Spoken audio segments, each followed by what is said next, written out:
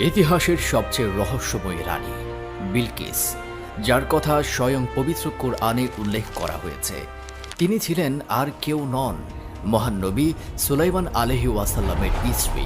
রানী বিলকিস এমন এক বিশাল সাম্রাজ্য শাসন করতেন যা দক্ষিণ আরব থেকে সুদূর আফ্রিকা পর্যন্ত বিস্তৃত ছিল।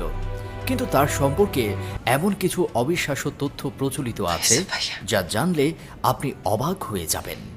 কিছু লোক তো এমনও দাবি করে যে তিনি ছিলেন অর্ধেক মানুষ আর অর্ধেক জিন। প্রশ্ন হলো, যার হুকুমে জিনেরা পর্যন্ত কাজ করত, সে নবী সুলাইমান আলাইহি ওয়াসাল্লাম কি আসলে একজন জিনকে বিয়ে করেছিলেন? ইসলামের ইতিহাস কি বলে? এই গল্পের শুরু কিন্তু রানীকে দিয়ে হয়নি। এর শুরু হয়েছিল হুদহুদ নামের ছোট্ট একটি পাখিকে দিয়ে। এক ছোট্ট পাখি যে মানুষের কথা বুঝতে পারত আর বয়ে আনত দূর দূরান্তের সব অদ্ভুত খবর। আর এই ছোট্ট পাখিটি সাহায্য করেছিল এমন একজন রানীকে মুসলিম হতে, যিনি একসময় সূর্যের উপাসনা করতেন।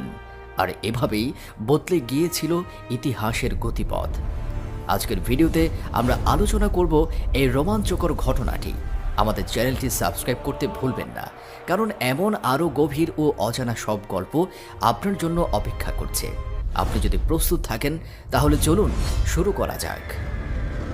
সৈন্যরা সবাই সমবেত হয়েছে, অপেক্ষা করছে তাদের নেতা নবী সুলাইমান আলাইহি ওয়াসাল্লামের পরিদর্শনের জন্য।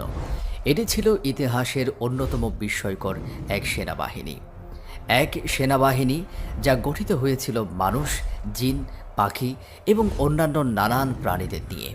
এমনকি বাতাসও নবী সুলাইমানকে ঠিক সেখানে বহন করে নিয়ে যেত যেখানে তিনি যেতে চাইতেন। মানব বাহিনীর মধ্যে ছিল পদাতিক এবং অশ্বারোহী সৈন্য, আর জিন যোদ্ধারা, যাদেরকে মানুষেরা দেখতে পেত না। এই ব্যাপারটা সেনাবাহিনীকে সত্যি ভয়ঙ্কর করে তুলেছিল।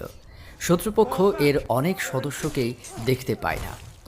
নবী সুলাইমান আলাইহি ওয়াসাল্লাম সেনাবাহিনীর এমনই এক সদস্য ছিল হুপু পাখি, যা আসলে হুদহুদ নামে পরিচিত ছিল।